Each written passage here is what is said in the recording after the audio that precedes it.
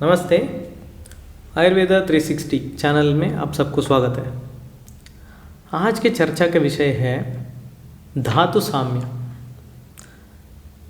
सभी के ज़िंदगी में एक ना एक अवसर मिलता है जब आपको कोई डॉक्टर के पास जाने की ज़रूरत पड़ सकती है और आपको कोई ना कोई दवाई मिल जाता है। दवाई के साथ साथ कई बार फरेज की ज़रूरत पड़ सकती है। कुछ चीज़ों को आप खा सकते, कुछ चीज़ों को आप नहीं खा सकते, कुछ चीज़ आप कर सकते, कुछ चीज़ नहीं कर सकते। मेडिसिन के साथ आहार और विहार फरेज की बात भी डॉक्टर के थ्रू आपको मिल जाएगी। अभी ये जो रिस्ट्रिक्शन है या ये जो फरेज है या जो मेडिसिन है कब तक लेनी है, ये जो क्वेश्चन है सबके मन में आ जाता है।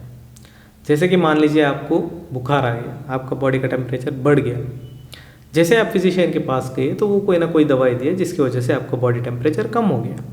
अभी 3-4 घंटे में आपका टेम्परेचर कम हो सकता है। क्या इसका मतलब आप 3-4 घंटे के बाद बिल्कुल सही है? ये क्वेरी सबके मन में आता है। इसलिए लोग जो है 3-4 घंटे के बाद अपना जो पुराना आदत है, जैसे खाने का आदत या जो भी विहार वो करते थे वो फॉलो कर देते, कंटिन्यू कर देते, जिसकी वजह से वो दोबारा बीमार हो जाते हैं। अभी इसका मतलब ये हुआ कि हालांकि उनका बुखार कम हो गया फिर भी बॉडी अभी नॉर्मल नहीं है। अभी इस वीडियो में हम ये जानने की कोशिश करेंगे कि जब भी हमारा बॉडी में कोई विकार हो, बॉडी हेल्थ की तरह से, हमें कैसे पता चलता है कि हमारा बॉडी अभी पूरी तरह से रिकवर हो चुका है और अभी हमें कोई मेडिसिन या फरेज करने की ज़रूरत नहीं है। तो इसके लिए आपको इस वीडियो को अंत तक देखना पड़ेगा। ये एक जनरल वीडियो है तो आप पब्लिक को भी शेयर कर सकते हैं।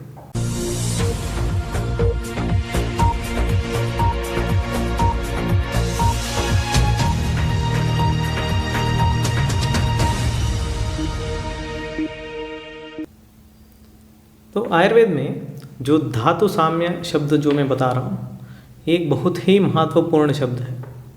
कोई भी फिजिशियन यही चाहता है कि अपना जो पेशेंट है वो जल्द से जल्द अपना धातु साम्य अवस्था को वापस प्राप्त करे।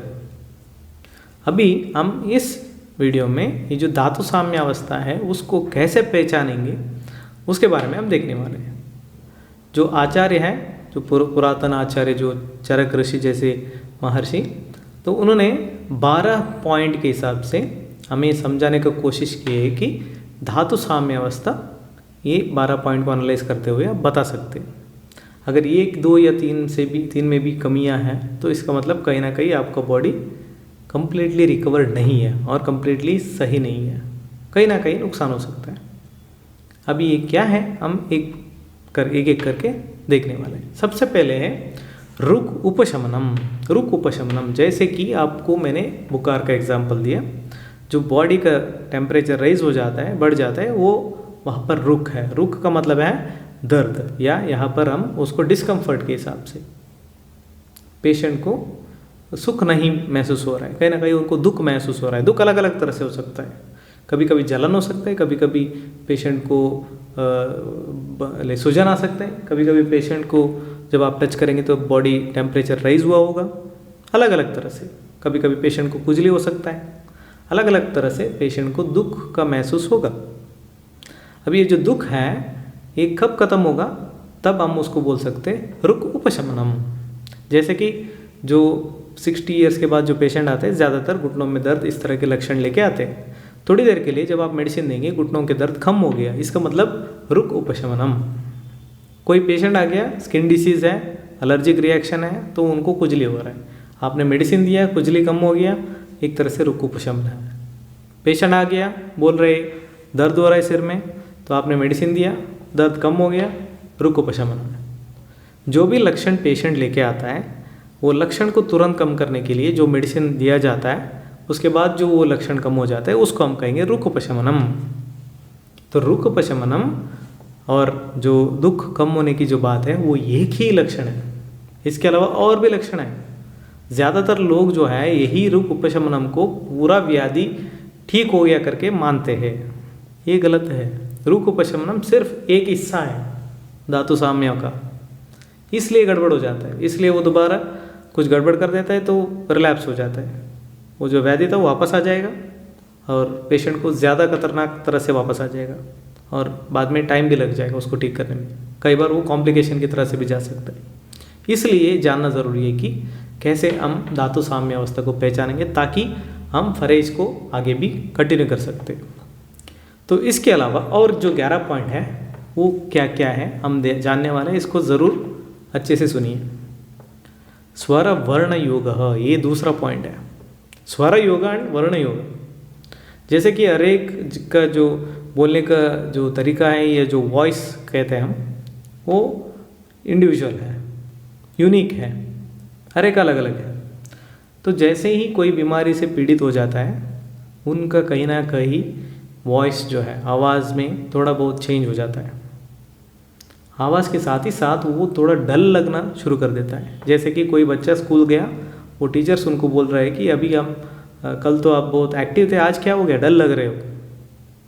तो वर्ण, उनके चेहरा जो है एक तरह से डल हो गया।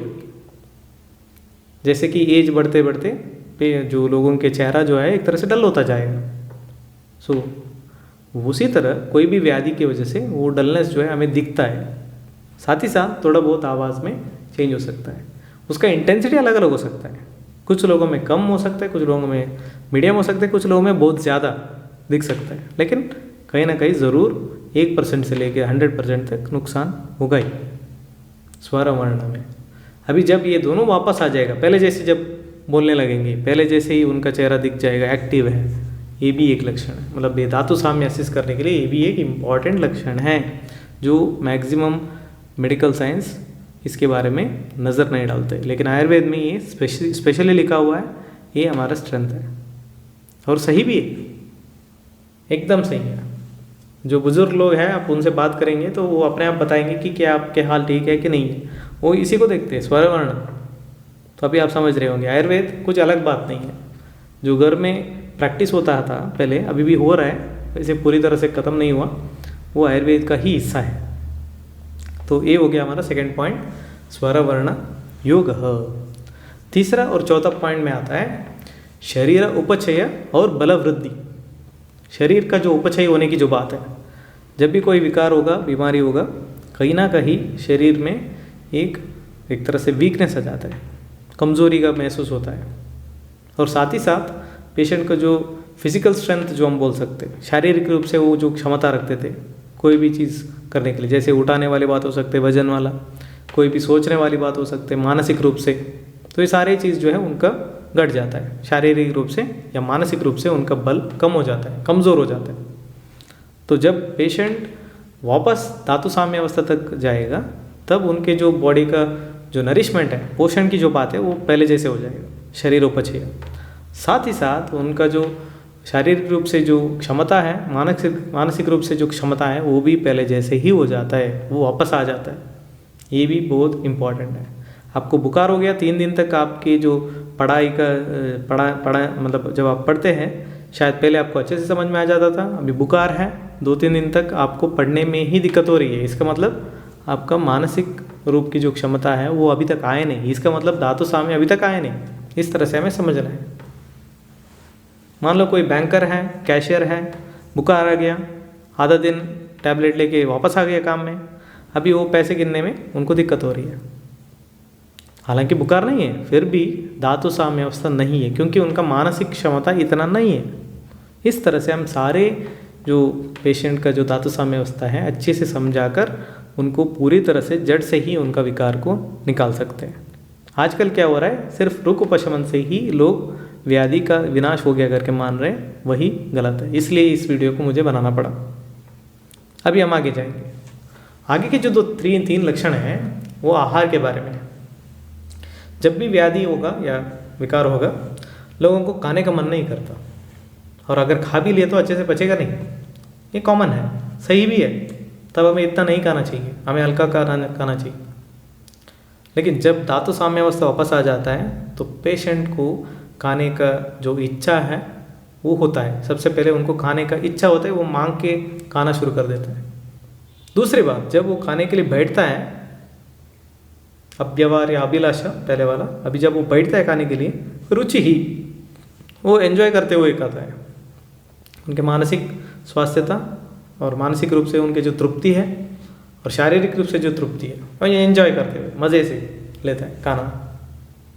सो ये 2-3 दिन तक या 4-5 दिन तक वो नहीं था। पिछले 5 दिन वो अच्छे से नहीं खा पाया, ज़बरदस्ती भी हल्का खाना खा लिया होगा, वो भी इतना अच्छे से पसंद से नहीं खाया होगा। अभी वो पसंद से खाएगा, रुचि ही आहार काले। साथ ही साथ जब वो खाएगा वो पचना भी चाहिए, अगर नहीं पचेगा तो भी प्रॉब्लम है। सो सम्यक जरणम, सो काले सम्यक जरणम अव्यवहार्यस्य, जब वो खाना खा जाता है वो टाइमली पच जाता है। मान लो पहले वो 1 बजे खाता था और 8 बजे डिनर करता था या 7 बजे डिनर करता था, अभी भी 1 बजे खा लिया, अभी 6-7 बजे तक उनको भूख लग गया। इसका मतलब पहले वाला जो खाना है अच्छे से पच चुका है। सो पचना भी एक बहुत ज़रूरी लक्षण है धातु साम्य अवस्था का।